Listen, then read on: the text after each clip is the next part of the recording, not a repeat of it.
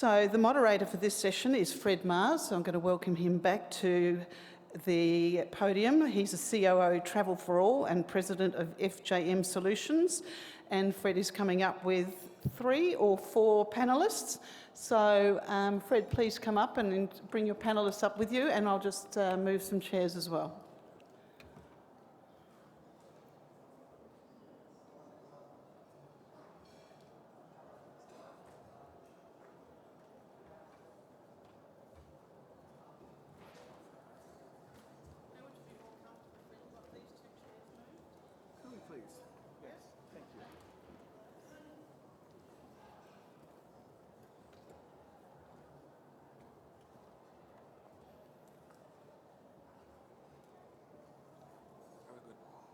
Where do you want to go? You want to go there?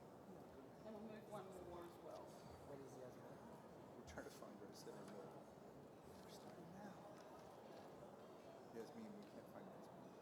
Okay. I'll go and try and find who you are. Do you want one other chair removed, or is this okay for you? So I think it's okay. If Yasmine chose, she can be here. Okay. Do you need a clicker or anything? And what time have you got? So we've got Khalid is back again.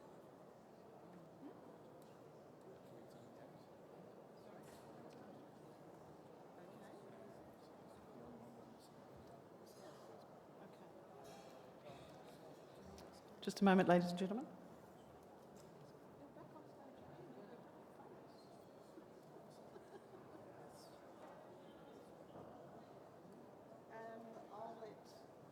We've got translators in the room, so needs a headset? Yes. It's there. Okay, no problem.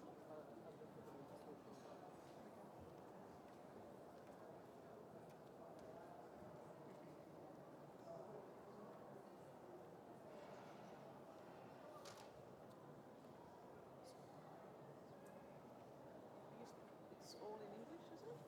Except for Khalid speaking in Arabic, yes? He's got to use a headset.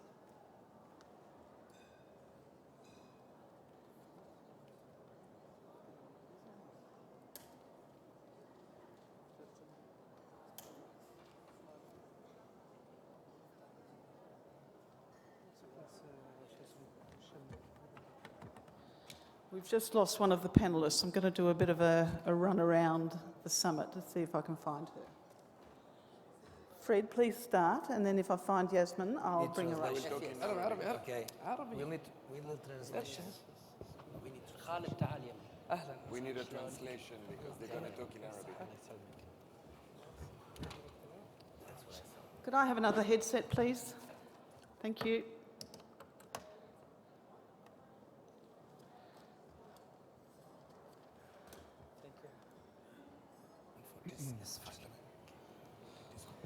I don't know if it needs to be English or Arabic, so if you could just help the gentleman out, that would be great, and I will go.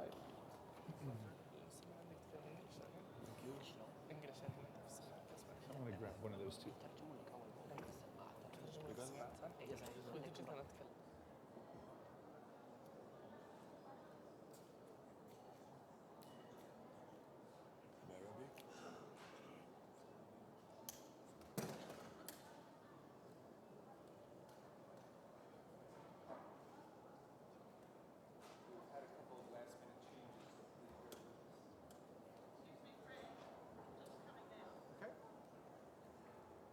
And Maggie, also needs, yeah.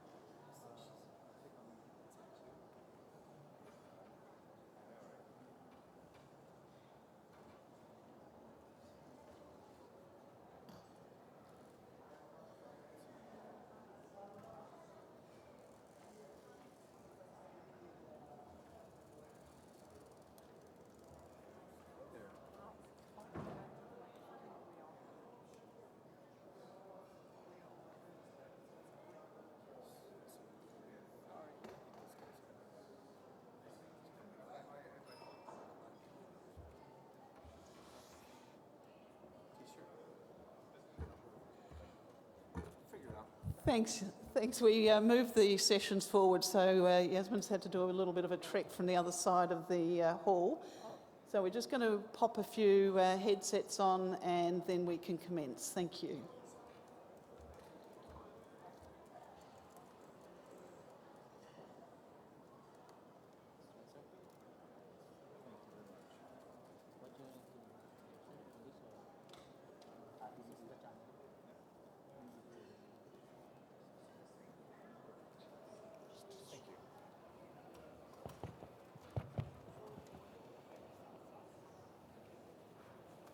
Just your cord is getting caught in the spokes.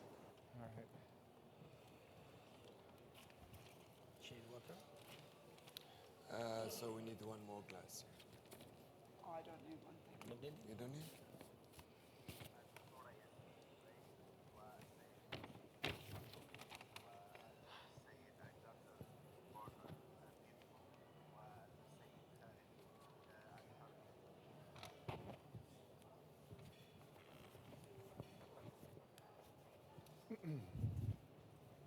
So get started, I guess, huh?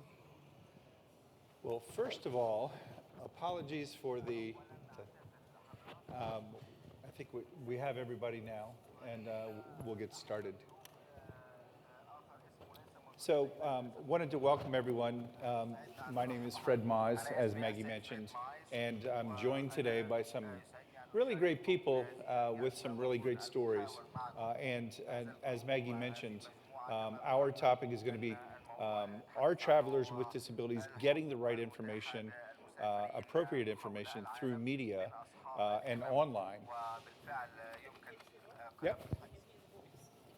So another technical difficulty. So I'm actually going to start, if we could, panelists, by just taking a couple of minutes to introduce yourselves. And then I'll come back to you with a question about a personal experience that you've had through maybe no information or misinformation about an experience that you've had with travel. So how about that? So Yasmine, how about if we start with you? So my name is Yasmine Gray. Is that working? Yep. I'm the founding director of getaboutable.com, which is like a TripAdvisor for people with disabilities. We empower people with mobility, vision, hearing, intellectual, and other accessibility needs to participate in the travel and leisure sector, but we also work with the travel and leisure industry to help them learn how to be more inclusive, and that it is far more than just infrastructure. Wonderful. Thank you very much. Alexandre. So my name is Alexandre Bodart Pinto. I had a motorbike accident when I was 16 years old, and my main passion is traveling, so I travel in around 40 countries around the world. I realized how difficult it is to get the right information when you travel, so I joined what Yasmine just said. I'm actually an entrepreneur for almost 20 years, and I decided a few months ago to sell all my activities to focus on this new project that I have, which is Everybody Travel. It's a kind of a big booking platform because I'm the first one saying that when you just talk about social, things move but step by step. So I present disability as a business, actually. So the new project it's a huge business. It's a massive business. We are talking about billions worldwide market. And now I'm here based in Dubai because I want to launch the project in UAE and Middle East to split it in the world as soon as possible. That's Wonderful. Right. Thank you very much. Pleasure. Welcome, Jose. Thank you, Fred. My name is José. I'm from Portugal. I work with people with disabilities since I was 16 years old, almost 32. I was the founder of a non-profit organization in Portugal. Since 2011 is the biggest in Portugal. We support more or less 1,600 people with disabilities, since children to adults. We have homes, we have hospital facilities, rehabilitation centers, etc. And I'm also the president of the National Association for Continuing Care Units in Portugal. And 6 years ago, we created TourismForAll to work tourism precisely for people with any kind of disability. And I think we are one of the fewest companies in the world that has a complete solution for people with disabilities could travel. Wonderful. Thank you very much. Khalid, welcome. السلام عليكم جميعا. أخوكم بدر الشمري، كاتب صحفي وناشط في مواقع التواصل الاجتماعي. سعيد بتواجدي بينكم، كوكبة مميزة مختلفة من الخبرات المتعددة. أنا للأمانة مهتم في حساباتي أتطرق لمواضيع مختلفة بما يخص أصحاب الهمم وبعض من حقوقهم، إن كانت المقتصرة على محيطنا الخليجي أو المحلي أو على مستوى العالم، إذا بإذن الله وصل صوتي لهم إن شاء الله. أحب بعد أتناقش معاكم إن شاء الله عن مدى اهتمام الإعلام بأصحاب الهمم وتسليط الضوء على المرافق المهمة لهم في حالة السفر في الخارج. فإن شاء الله تكون جلسة ممتعة بتواجدكم. Thank you very much. Thank you. And finally, and certainly not least, our friend on the end, and could you please tell us a little bit about you and your experience? خالد الحربي. أول شيء حياكم الله جميع. أنا سعيد مبسوط بتواجدي اليوم بينكم. أخوكم خالد الحربي، حاصل على بكالوريوس إعلام من كلية الإعلام والاتصال من مسار الإذاعة والتلفزيون والفيلم. كنت أول كفيف يحصل على بكالوريوس من كلية الإعلام والاتصال في المملكة العربية السعودية. هذا شيء مش سهل أبداً. ربما أنه يعتبر بكالوريوس بسيط عند البعض، لكن بكالوريوس وأكون أنا أول كفيف يحصل على هذا البكالوريوس من كلية الإعلام والاتصال لكوني أول كفيف، هذا معناته أنه حملت على عاتقي رسالة كبيرة لتقديمها للمجتمع، وأكون أحد الأكيد الناشطين في حقوق ذوي الإعاقة البصرية أو المعاقين أو ذوي الهمم بشكل عام. أنا سعيد ومبسوط بتواجدي اليوم بينكم. أنا اليوم أشغل منصب مسؤول العلاقات العامة والإعلام في جمعية كفيف في الرياض، اللي هي جمعية غير ربحية تسعى أكيد بلا شك لتقديم التأهيل والتدريب والتوعية للمجتمع بشكل عام بحقوق ذوي الإعاقة البصرية. Thank you very much. So thank you, panelists, for that introduction. I think what our audience will quickly learn and come to understand that 45 minutes is just not enough time to talk about the issues and the challenges that we have faced with different types of disabilities and either the lack of information or the misinformation that we've received about a destination or a travel plan or maybe it's just even going to a restaurant. I mean, and some of the accessibility issues that we have faced. Or even if it wasn't an accessibility issue, maybe it was someone who was not properly trained or just didn't know enough about disability, when you were at that place. So, Yasmine, so you were recently on a trip to London. How did that go? Well, the recent trip went fine, but the trip a few years ago did not. So, as I mentioned, I live in Australia, which is a very long way away from London, so about 37 hours flying. We arrived 11:30 at night. I had booked an accessible hotel room and had, through bitter previous experience, called the hotel by telephone and confirmed that I would definitely be in an accessible room, that I was arriving late at night. Please ensure that it was accessible. We arrived at the hotel and checked at the front desk that it was an accessible room. Yes, sure, no problem. Go up to the room and there's a shower over a bathtub, which obviously to me was not accessible. Luckily, the hotel was very helpful in helping us find another hotel, but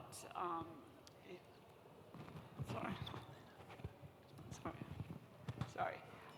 So the hotel that did not have the accessible room was very helpful in getting us an accessible room at another hotel. And we transferred there. It was actually a brilliant hotel, one of the most accessible rooms I've ever seen. And in fact, since then, when we've traveled to London, we've stayed at that hotel and not checked anywhere else. But it's anyone who travels needing an accessible room or rolling shower knows that you have to check and check frequently, and even then, it doesn't necessarily guarantee that you'll get what you want. You know, it's interesting. Throughout my time traveling, over the past 39 years, as a person with a disability, and then the stories that went along with that, and even before I had my accident and acquired a disability, I've never found consistency, even within a hotel chain. So, and for when I was in corporate for many years, primarily I would travel and stay within the Marriott family of properties. And typically, for the most part, their accessibility and accommodations were quite good. But then every now and then you'd run into, you know, you would check on the accessibility and you'd run into literally they're saying that it's an ADA compliant room.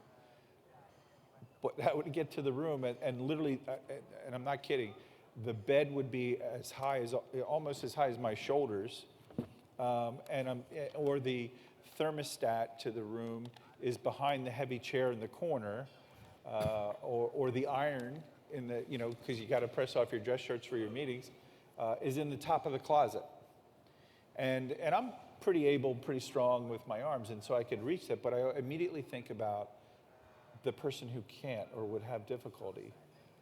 So I hear you on the stuff that you run into every now and then.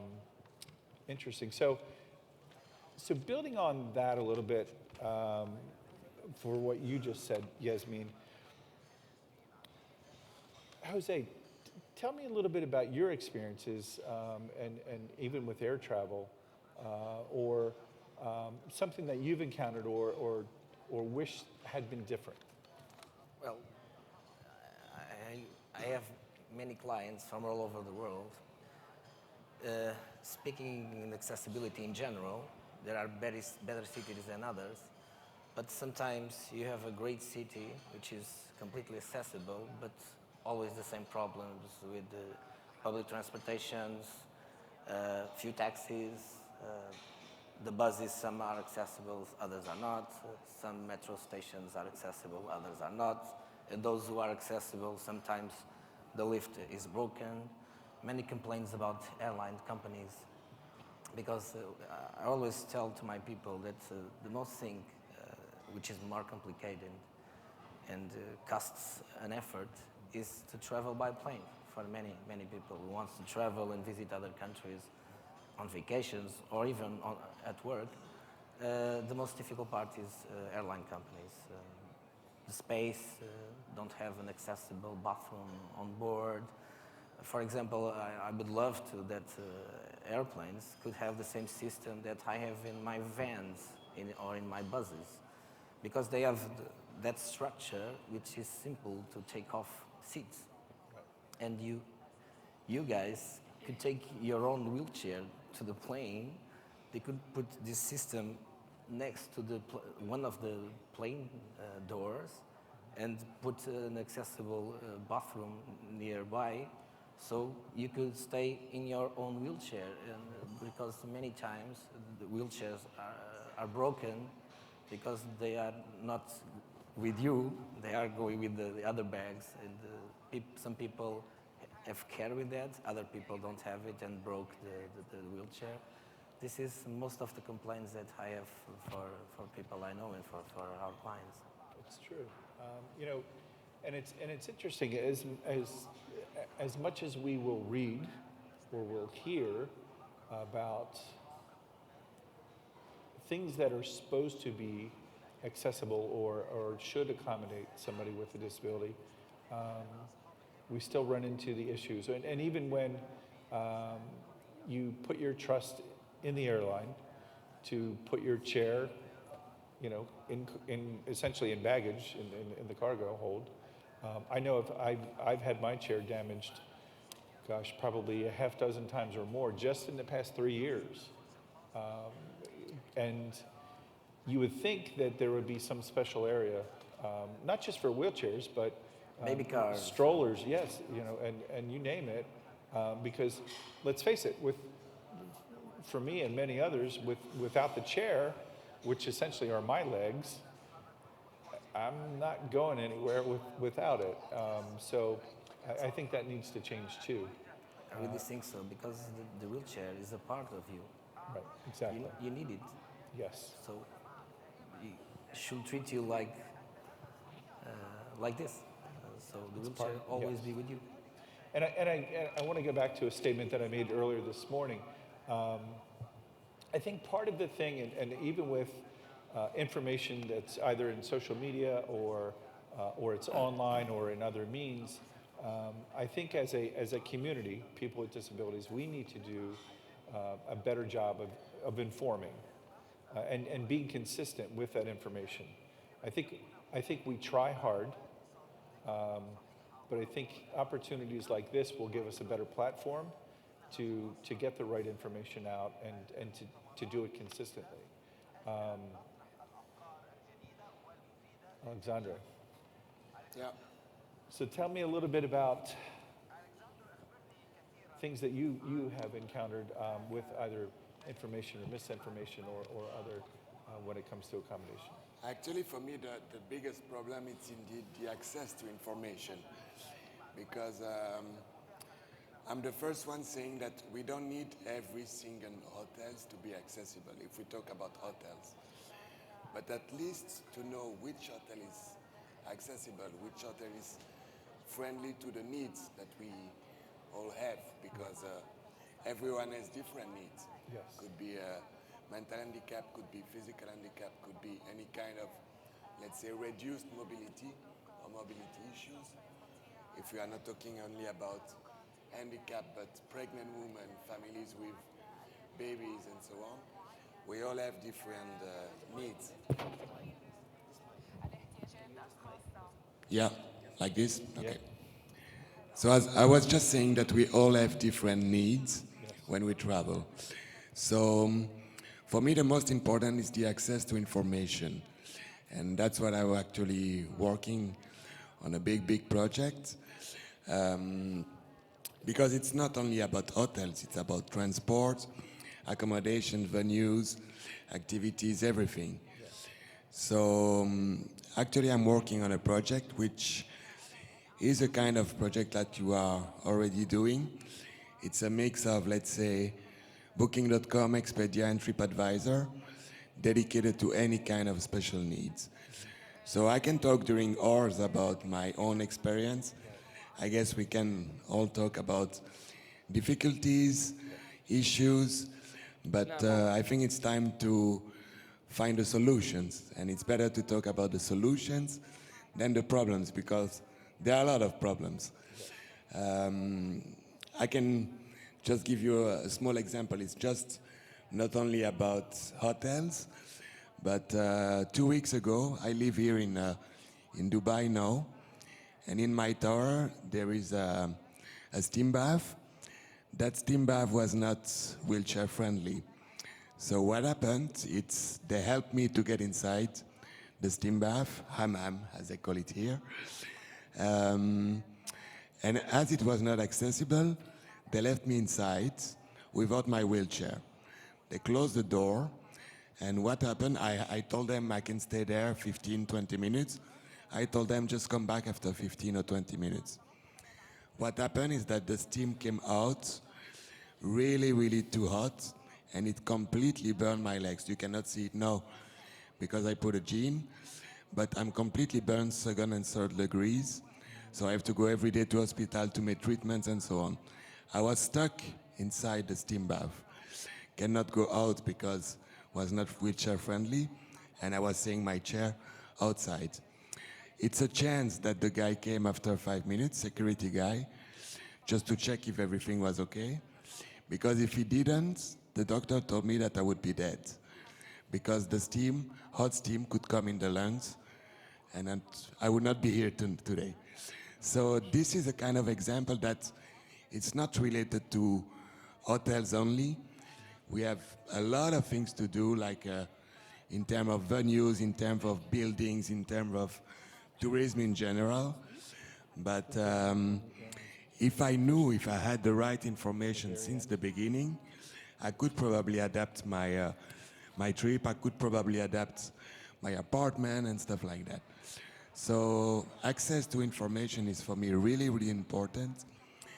And I'm also the first one, as I said before, like maybe I can shock some people when I talk like that, but if we want things to move, we have to present disability, handicap, reduced mobility as a market. I'm based here for 3 months.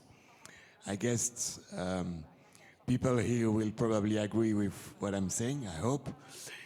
When you present the project as a social impact only, they will all tell you, mashallah, fabulous, it will work, inshallah. But then what? Nothing happened, you know? If you present it as a business, and I'm here to present it as a business, I'm talking about millions or billions, then they realize, okay, it has, of course, a social impact, but we can make money. It's a niche, it's a market. And then step by step, things are changing. I have the same speech when I go to the hotel chains or to the hotel groups, and I told them, did you know that handicap represent 15% of the population, any kind of disability? Did you know that if we are going to reduce mobility, so elderly, pregnant women and so on, we go to 40% of the population. You don't want to target or to attract more of those people, then you go with numbers. And then, of course, the way they start, the way they are seeing the disability or whatever, or the market, let's say, is different. So for me, this is the key. We can wait after social, but for me, it's better to talk in terms of market and numbers to increase the accessibility and the way they will see the market, actually. Thank you. Pleasure. And hopefully you're going to be healed soon. Actually, it takes weeks because burns takes a lot of time. Yeah. Anyway, that's life, but was just an example to show you that, yeah, it can create much more problems, actually, or issues. I had to cancel some of my trips. I'm here for business, so for me, time is money. Right. And yeah, it's a big problem. But it's not the first time that it happened. That I get some problems that create like injuries. I can just give you another example. A few years ago, I was traveling in another country, and like we all said before, like I booked online, it was written accessible for wheelchair or wheelchair friendly. When I arrived in the hotel, actually the shower seat and the pipe to get the water, was in the back. So actually it was so complicated to open the shower if you are seated like that when I did like this, I was burning the back because it was too hot too. So it may seem like, oh, okay, it's nothing important, but it can go to much bigger injuries. Well, actually, when I started so I have a foundation also called Wheeling Around the World, dedicated to improve the way of traveling for all people who have mobility issues.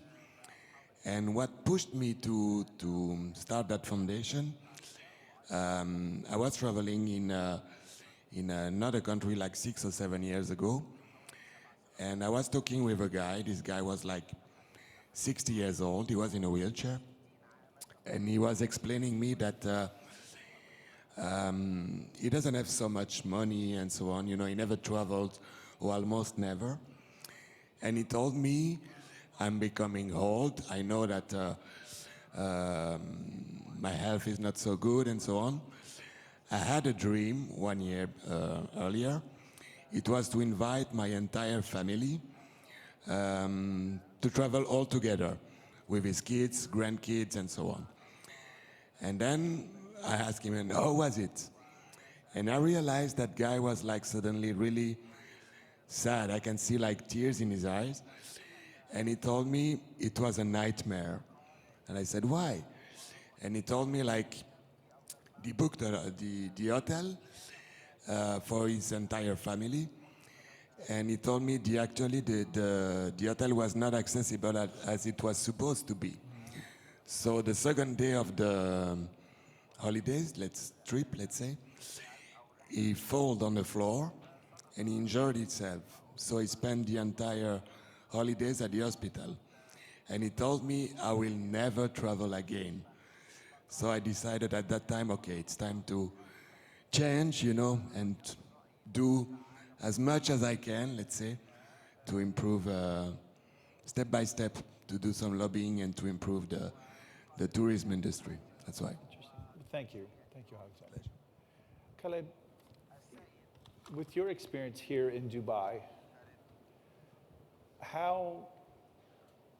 what are your feelings about the information or lack of information about accessibility and accommodation here? And are there any changes or improvements that you think should happen? عندنا تقريبا يعني تقريبا عندنا حنا في الخليج يعني مش غالبا انه كل الخدمات اللي تتعلق مثلا في تسهيل سياحة ذوي الهمم انها تكون متاحة 100%. يعني صحيح ان احنا في دول متقدمة ودول متطورة وجالسة تسعى انها تكون صديقة لذوي الهمم يوم من الايام، لكن عندنا اشياء جميله وعندنا اشياء تنقص بعض. مثلا نتكلم مثلا عن بعض الاوتيلات، او نتكلم مثلا بعض المطارات عندنا في الخليج، او حتى لما نتكلم مثلا عن بعض الاماكن السياحيه، لما انا اروح مثلا لمطعم او الكوفي او لمكان عام، تنقص بعض الاشياء اللي تتعلق مثلا في الاعاقه البصريه. مثلا لما اتكلم انه الكفيف لما يحتاج منيو بطريقه برايل في المطعم او مثلا في الكوفي، فهذا مش موجود، غير متوفر هذا الشيء. يعني لازم الشخص الكفيف لما يدخل مطعم أو يدخل كوفي لازم يحتاج شخص يساعده في هذا الموضوع. بالإضافة للمسارات الأرضية اللي تكون للكفيف إنه يمشي عليها ويعرف هذا المكان مش موجودة. يعني بالإضافة لوجود بعض المخاطر أو كثير من المخاطر. يعني تخيلوا لما أعطيكم حاجة بسيطة، بس لما أنت تمشي في مكان عام تتنقل مثلا طالع من محل إلى محل أو من عمارة إلى عمارة أو من فيلا إلى فيلا، ممكن في النص فيه حفرة أو حفرية مثلا جالسين يعملونها مثلا تبع البلدية أو أي مكان ثاني، فأنت ما في عندك أي لوحة إرشادية. لوحة إرشادية كلها للمبصر يشوفها بصرة، لكن أنت ككفيف لازم عندك مسارات في الأرض تبين لك هذا الشيء. هذا مو موجود. يعني ممكن أنت تدخل في حفرة وممكن تموت، يتغمدك الله في واسع رحمته. لكن للأسف يعني حنا ينبغي لنا هذا الشيء إنه يكون موجود. الآن الحمد لله بعض الأماكن مثلا نتكلم عن الأوتيلات، في مثلا لما ندخل المصعد نلقى مثلا طريقة برايل، لما أقول مثلا الدور الأول أو الدور الثاني أو الدور موجودة، وأقدر أطلع من دور إلى دور وأتنقل وأطلع إلى برا الأوتيل. لكن بعدين طلعت برا الأوتيل المنطقة مش آمنة للكفيف. أتكلم عن الكفيف عكس بعض الدول. يعني أنا قد سافرت قبل فترة عبر مطار هيثرو إلى لندن، يعني كانت خدمات متقدمة هناك. يعني أنا صحيح أني إلى لندن ما رحت لحالي، كان معي مرافق. رحت للعلاج قبل سنتين تقريبا، قعدت أكثر من شهرين في لندن. لكن في خدمات تكلم عن مثلا لندن لما قارنها مثلا معنا في الخليج، في خدمات عندهم متطورة وخدمة جدا جميلة للكفيف. صحيح أنه ينبغي لتطويرها أكثر، لكن في خدمة مقدمة جدا رائعة. أتمنى أنه إحنا يوم من الأيام أن نوصل لهذا الشيء. ينقصنا فقط التوعية. لما الأوتيلات والمناطق العامة والمناطق السياحية يعطونا فرصة أن إحنا كذوي همم نقدم لهم استشارة، سواء كموظفين رسميين في الاستشارة في إدارة الأوتيلات نفسها في مجلس الإدارة، أو حتى مثلا كتعاون معنا احنا كأصحاب همم وبنفس الوقت ناشطين في حقوقنا. فاحنا كلنا بالخدمة نخدم تلك الشركات لكي يقدموا لنا الخدمة المناسبة.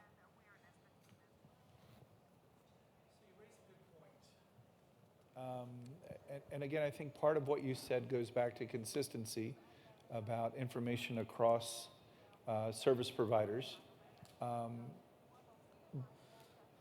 But I would also add that almost selfishly, I think people in the disability community sometimes overlook people who are blind, or people who are serving people with disabilities sometimes overlook people who are blind. So menus or other information in Braille or other formats that would benefit you aren't always part of the equation.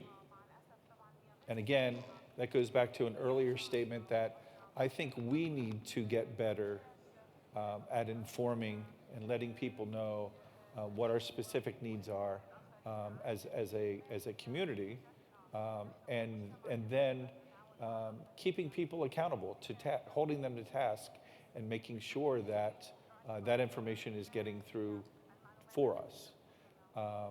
So I applaud you in your efforts to help make that information more readily available, even though we know that we have lots of more work to do.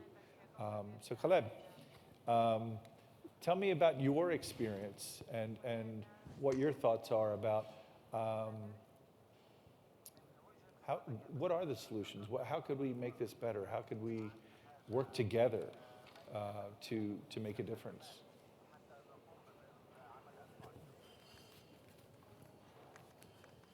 بتكلم لكم أنا من الجانب الإعلامي. دائما الوعي يكون من خلال الإعلام بشكل جدا كبير، إن كان من خلال صحافة، من خلال تلفزيون، ومن خلال وسائل التواصل الاجتماعي اللي هي متوفرة عندنا على مدار الوقت، بدينا متوفر في الموبايلات. دائما الإعلام للأشخاص بشكل عام، إذا كان من جانب سياحة أو من جانب مطاعم أو حتى فنادق، يجملون للناس ويعطونهم أحلى الفرص والخدمات المميزة والأشياء اللي تجذبهم كأشخاص عشان يزورون ويروحون لهذه الأماكن. فعمري ما شفت، أو يمكن موجود بس أنا ما اطلعت، أن في بعض الأماكن إعلاميا يسوقون أو يجملون بعين الشخص من أصحاب الهمم أنه يروح لهذه الأماكن عشان يتعرف عليها أو يزورها، أو يحبب أصحاب الهمم بزيارة هذه الأماكن، لأن مهيئة لوضعيته، مهيئة لحالته ولمعاناته. هالشيء مو موجود. ممكن إحنا كأشخاص إذا بغينا نسافر، موجود عندنا أبليكيشن على التليفون، من خلال هذا الأبليكيشن أعرف شو اسم الفندق، شو الخدمات الموجودة فيه، شو المطاعم، كل شيء يهمني. مثل يعني بأدق التفاصيل أنا ممكن أتحكم من خلال هذا الأبليكيشن. أنا أبي أعرف ليش ما يكون في خاصية أيضا تخدم أصحاب الهمم، إنه يكون من خلال هذا الأبليكيشن يبين له إذا شنو كانت نوع الإصابة أو الإعاقة، مع أني ما أحب أذكر هالكلمة، شو يقدرون يوفرون له من خدمات، إذا كان هو كفيف أو إذا كان هو عنده صعوبة في الحركة أو حتى صعوبة في النطق. ليش ما يكون خلال في أبليكيشن يوفرون لأصحاب الهمم مثل هذه الخدمات؟ أنا أيضا أتساءل ليش يعني يكون في هناك البعض يقول إحنا ليش ما نخصص لأصحاب الهمم موقع يوفر لهم خدماتهم؟ انزين ليش ما يكون هناك دمج ما بين الاشخاص العاديين واصحاب الهمم؟ شنو فرقي انا كشخص عادي عن اصحاب الهمم؟ ما في فرق. ما في اي فرق. احنا هذه الثقافه اللي نبي نوصلها للعالم باكمل، ان لا يوجد اي فرق بيني وبين اي شخص عنده اصابه. يمكن انا شخص بفضل من الله متعافي، لكن هناك عندي نقوصات. رب العالمين ما يعطي شخص يقول له أنت كامل من فوق لتحت. كل حد فينا موجود عنده نقص في جانب معين يبحث عنه وين ما ذهب وين ما يلجأ له. حتى من الناحية السياحية، الطبيعة، إحنا قاعد نختار ويكون عندنا خيارات متعددة لبلدان مختلفة من جانب السياحة.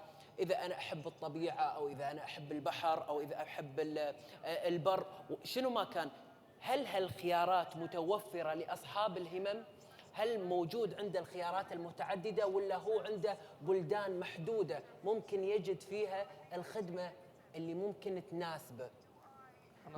مثل ما تعرفون ان ان كان من ناحيه الاعاقه الحركيه او حتى من البصريه، هل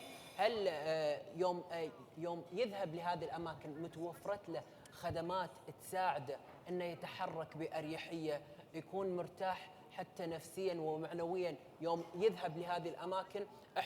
احنا مرات مجرد تفكيرنا ان هذه البلد والله مو موجود فيها الاكل هذا اللي انا احبه، اكون منزعج ومتضايق، فما بالك. صح، بس هذا دوركم استاذ بدر انكم أكيد. تسلطون الضوء على هذا الموضوع. انتم اعلاميين وانا كاعلامي زيكم، أكيد. هذا دورنا ان احنا نسلط الضوء على هذه المواضيع.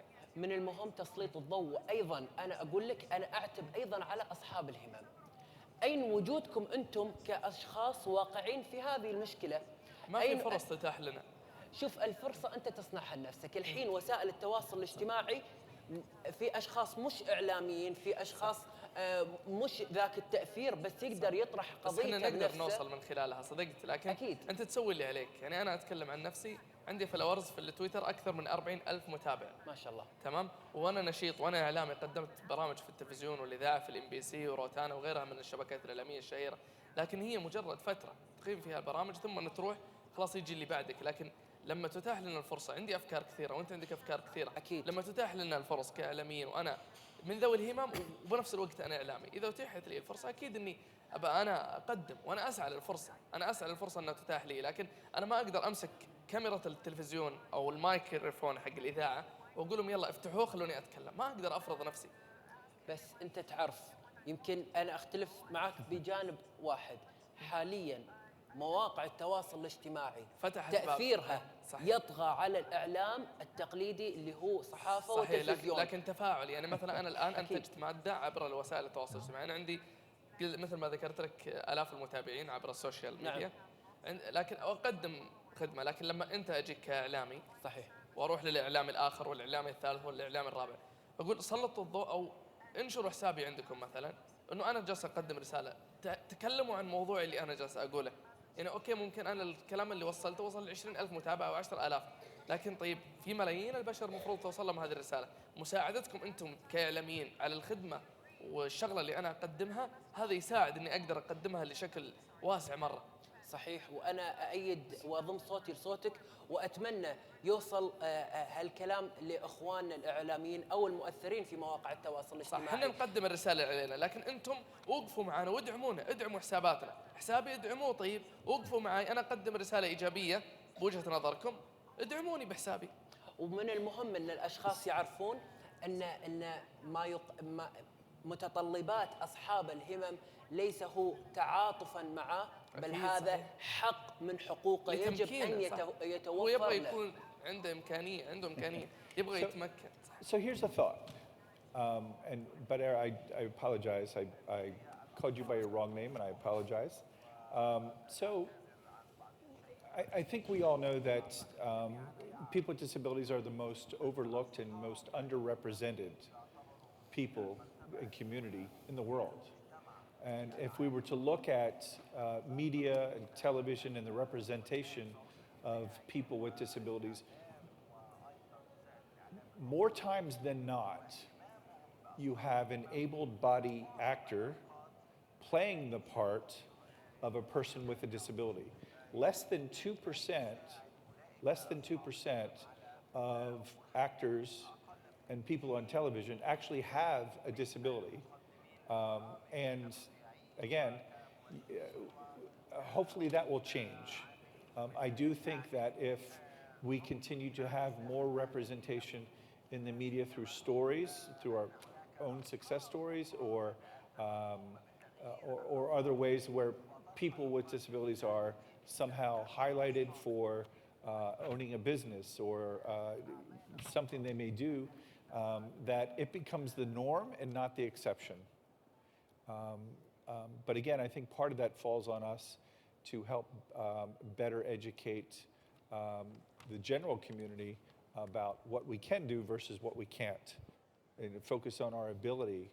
Just going back to the topic that we had earlier about employment, that people with disabilities should be hired because of their expertise and what they can do versus what they can't. And they're not being hired just because they have a disability.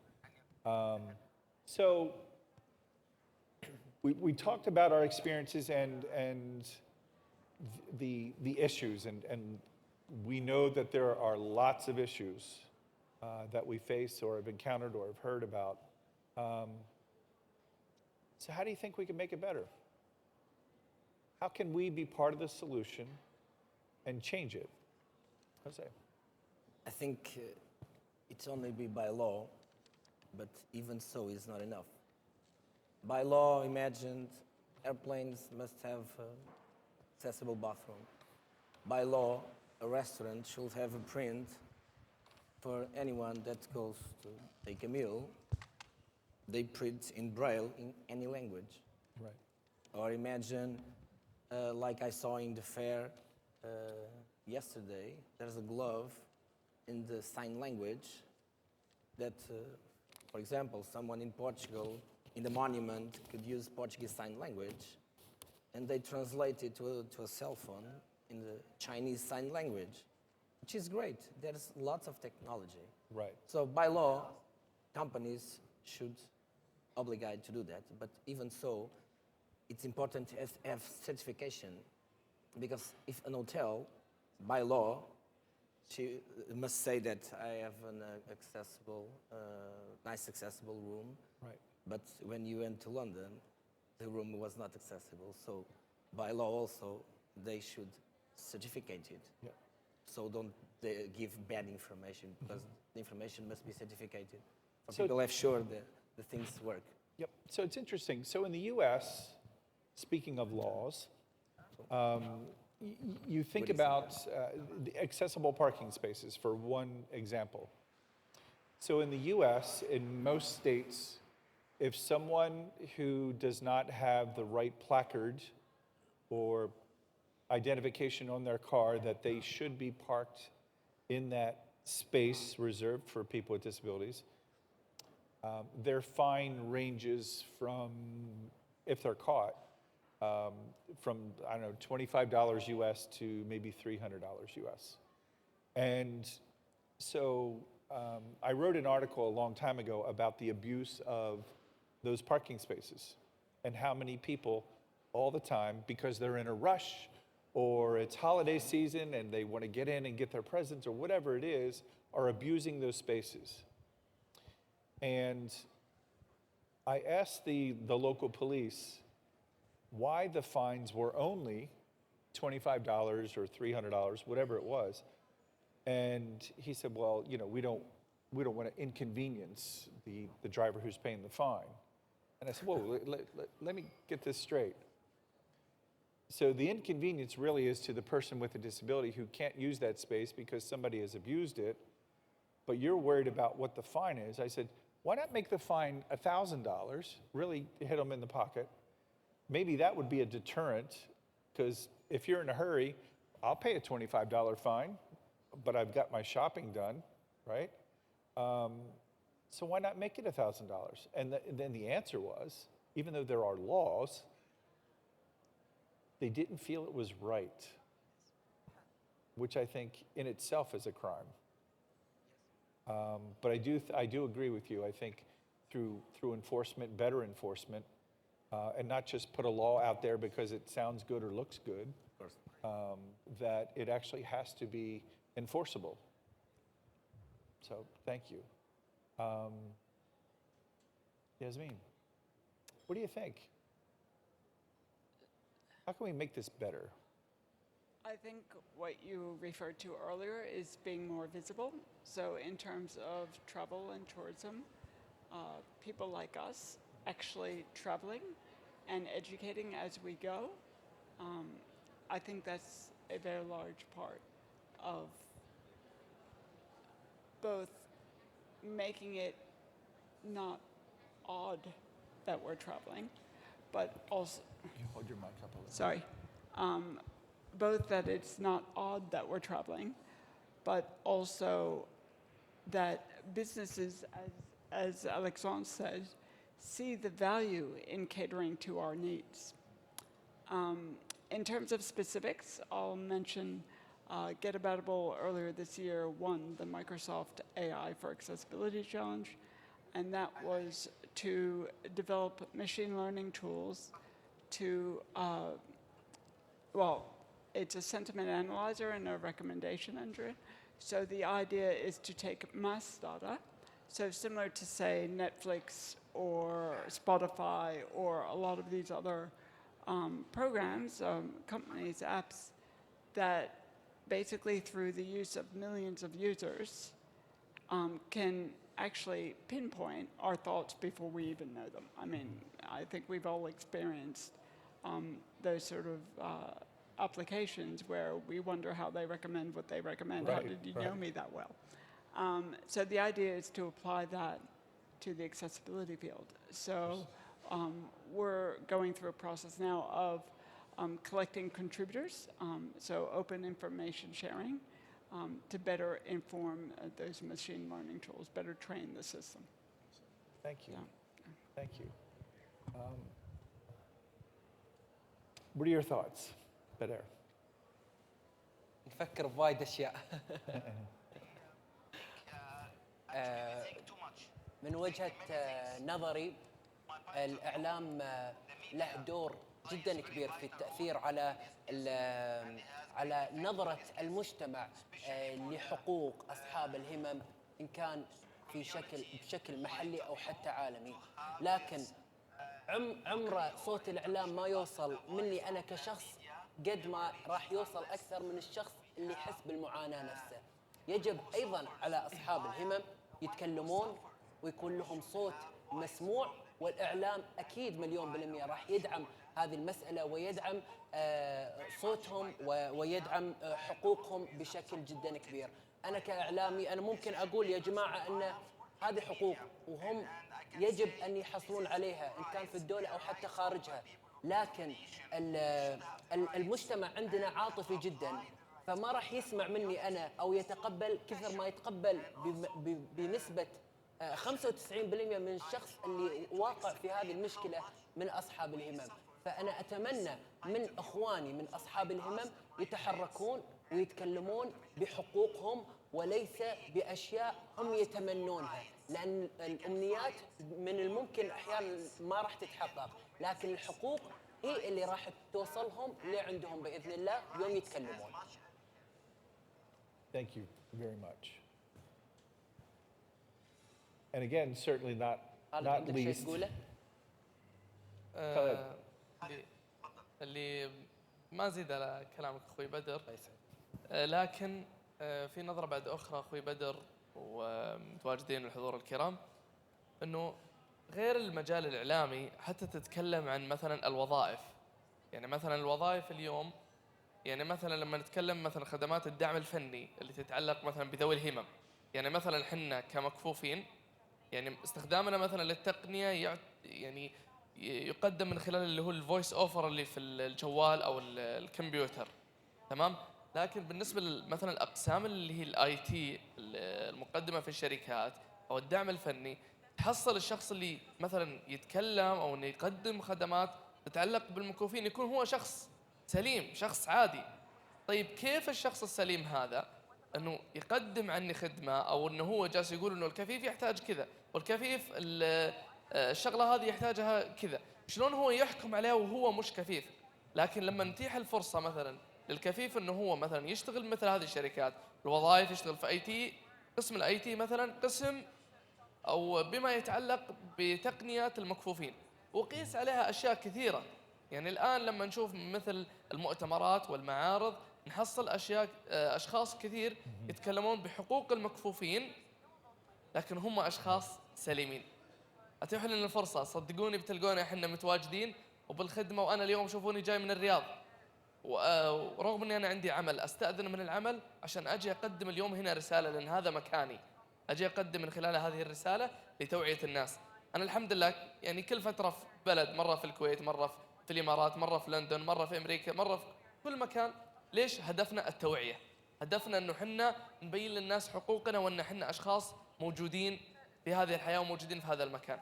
وحنا اكيد بتكاتفنا وبتعاوننا الجميع معكم راح نقدر نوصل رسالتنا ونطالب بحقوقنا وتوفرونها لنا، وانتم عندكم الثقافه الكامله بهذا الموضوع. وانتم قدها ان شاء الله. بإذن سمعونا الله. تحيه يا جماعه. I would agree. Yes. شكرا يا حبيبي. So as we start to wrap up our session here, real quick final thoughts from anyone on the panel of, as a society, how, as a community, a disability community, what final thought quickly would you leave with our audience about change and acceptance in the workforce or acceptance in the media, getting the right information? What one 15-second message would you want to say? José. I talk about laws, but if we start also in education, maybe in the future our children became adults and they have a completely different mentality for anything they do. Architects, engineers, everything. That's my message. Thank you. Thank you. Alexandre. From my point of view, I would say that disability or disabled persons or people of determination, as they call it here, we don't have to wait after tourism industry to change. We have to go out, we have to show that we exist, because if we wait after the others, things will take a lot of time, and that's the slogan of my foundation also. But just to resume in one minute or less, 3 years ago we climbed the Mont Blanc, which is the highest mountain in France, with some other people in a wheelchair. It was not to say to wheelchair users, go and climb the Mont Blanc, no. The message was just, if we are able to do that, you can go out, take a train, take a bus, even if it's complicated, show that you exist, because if people don't see us, they will never change. That's why. True. Thank you. One final message, brother. رسالتي للأمانة إن شاء الله الوعي والثقافة تكون منتشرة عند الجميع، ويكون الكل يتيقن ويحس بشكل كبير أن أصحاب الهمم لهم حقوق كبيرة، إن كان من خلال السياحة، من خلال المرافق، من خلال المجتمع والتحرك، وكل شيء موجود ومتوفر للشخص العادي يجب أن يكون هذا الشيء متوفر لأصحاب الهمم بالتساوي وليس بتفرقة. وإن شاء الله هذه المسألة من خلالي ومن خلال أخواني في وسائل الإعلام والمؤثرين نوصل هذه الرسالة لين ما نحاول بقدر المستطاع أن نعم هذه الثقافة وتكون متداولة حتى في الآذان وفي التطبيق أيضا. Thank you. Thank you. Khalid? Yeah. Final message. اللي أبغى أقوله رسالتي الأخيرة اليوم، نحن كمكفوفين أو أنا كخالد الحربي أبداً لن أنتظر، راح أكون جالس وأنتظر متى تجي الفرصة أنه تلك الشركات وتلك المناطق السياحية والأماكن السياحية أنها تتيح لي الفرصة أن يكون لي مثلاً يوم من الأيام منيو بطريقة برايل أو مثلاً مسارات للمشي. أنا ما راح أكون جالس أبداً، أنا راح أكون زي كذا واقف وراح أمشي وراح أغامر عشان أوصل للي أنا أبيه وأكون مثل غيري. أنا شخص طبيعي، فقدت بصري صح، لكن مو معناته أنه أجلس وأفقد حياتي. يعطيكم العافية. Thank you. Well said. And for me, I think one day I hope we get to the point where we don't have to have summits like this to talk about leveling the playing field, where for me and for us, everything is just normal. There isn't the difference between or being categorized as a person with a disability. That again, we're just people first. We just do things a little bit differently. So we wouldn't have to have these discussions. That's my hope. So I want to thank each of you for your thoughts today. I want to thank our audience for listening. Thank you very much.